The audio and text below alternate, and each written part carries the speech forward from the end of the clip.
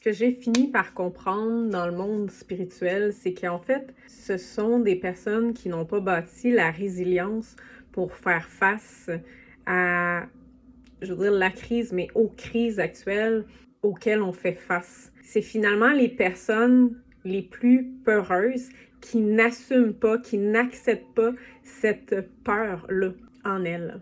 Ce qui fait qu'elles ont constamment besoin d'être réconfortées, rassurées. Que les manifestations de ces différentes crises-là, ça doit toujours être interprété comme quelque chose de positif au final. Comme la manifestation d'un nouveau paradigme qui se met en place, comme un miracle d'éveil de conscience planétaire, comme des opportunités divines d'amener le paradis sur Terre et que cet ancien monde est en train de se détruire, donc c'est juste positif. J'ai déjà adhéré à ça. Fait que quand j'amène ces sujets-là, c'est des choses pour lesquelles j'ai moi-même fait de la propagande. J'ai envie de dire quelque chose qui est totalement contraire à ce qu'on entend continuellement dans le monde spirituel, c'est que la peur est utile. Comme n'importe quelle émotion, et ça, je vais me battre toute ma vie pour qu'on reconnaisse enfin l'intelligence des émotions et l'importance qu'elles devraient occuper dans nos vies.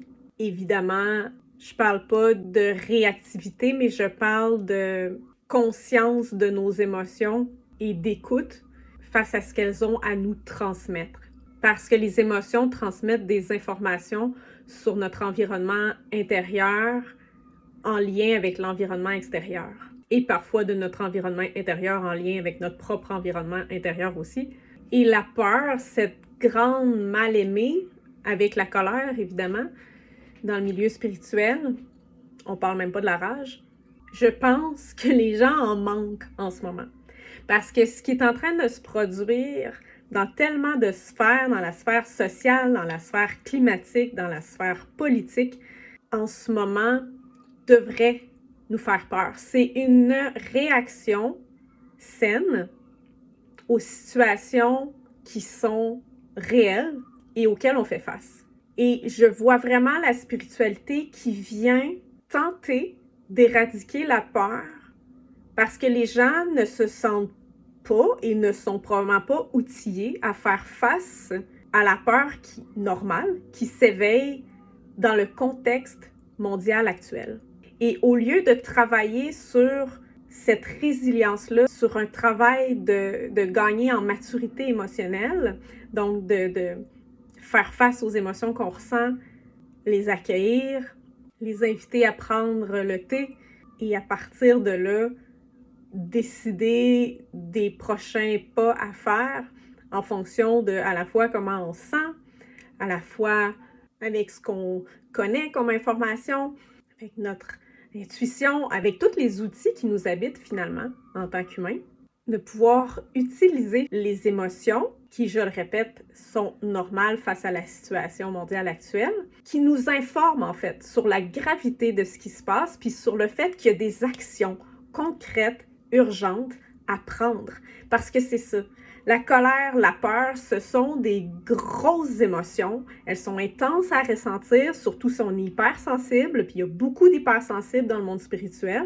Donc, d'apprendre à naviguer ces émotions-là, à y faire face, apprendre à notre système nerveux à faire face à ces émotions-là, à l'inconnu, à l'incertitude, c'est là que notre focus devrait être, au lieu de se rassurer, de se réconforter avec des illusions, parce que c'est ça le problème.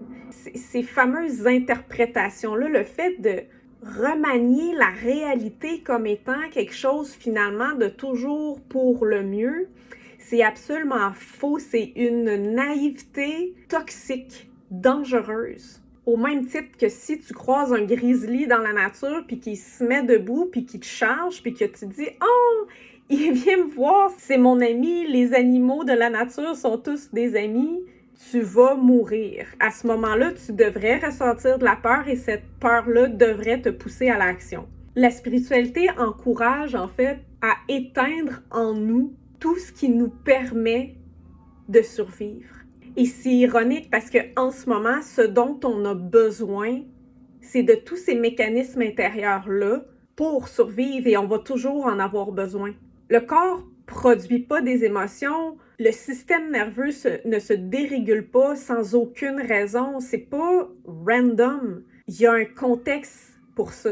Il y a des stimuli, il y a une raison pour laquelle ça se produit et se servir de la spiritualité pour ignorer ces raisons-là, pour ignorer la réalité, en fait, c'est totalement contraire à ce qui est, selon moi, la vraie pratique de la spiritualité, qui est la capacité de faire face à la réalité.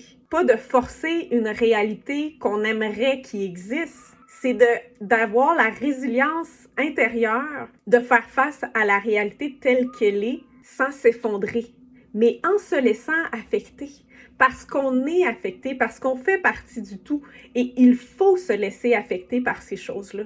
C'est le fait d'être affecté par ces choses-là qui nous pousse à protéger, à se protéger, mais à protéger aussi ce qui nous entoure, ce qui est vivant. J'invite les gens en ce moment dans la spiritualité à prendre un pas de recul, à se demander c'est quoi réellement leur motivation derrière leurs croyances, leurs idéologies, puis leur façon d'interpréter la réalité.